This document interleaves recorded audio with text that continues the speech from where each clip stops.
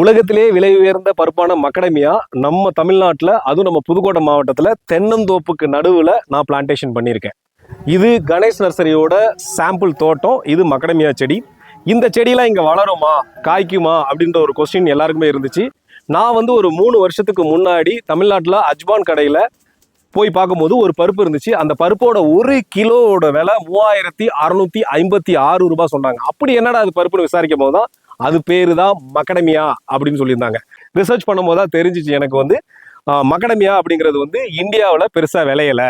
ஒரு சில பகுதியில் ஒரு சில வெரைட்டி இருக்கு, ஆனால் அது எக்ஸ்போர்ட் குவாலிட்டியில இல்லைன்றது தெரிய வந்துச்சு. அது எங்கெல்லாம் அதிகமாக விளையுதோ அங்கே டிராவல் பண்ணேன். ஒரு பொருள் இந்தியாவில் அதிகமாக விற்கப்படுது, ஆனால் அதோட விளைச்சல் இங்கே இல்லை அப்படிங்கும் போது இதோட மார்க்கெட் ரொம்ப ரொம்ப பெருசாக இருக்கும் ஃபியூச்சரில்.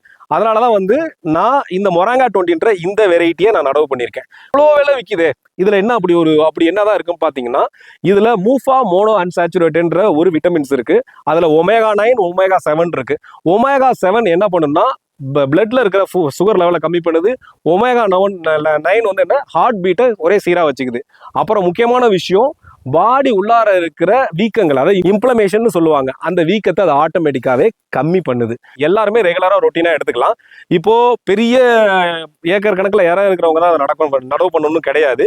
ஏன்னா இது கொஞ்சம் நிழல்லையும் வரும். 50% நிலங்கள்லையும் இது வரதுக்கான ஒரு தாவரம். எல்லாராலையுமே 3656 ரூபாய்க்கு 1 கிலோ வாங்கி சாப்பிட முடியுமானா கண்டிப்பா முடியாது, என்னாலையுமே முடியாது. அப்ப நம்ம என்ன பண்ணலாம் அப்படின்னா, மினிமம் ஒரு செடின்ற எண்ணிக்கையில நாங்க ST கொரியர் மூலமா அனுப்புறோம்.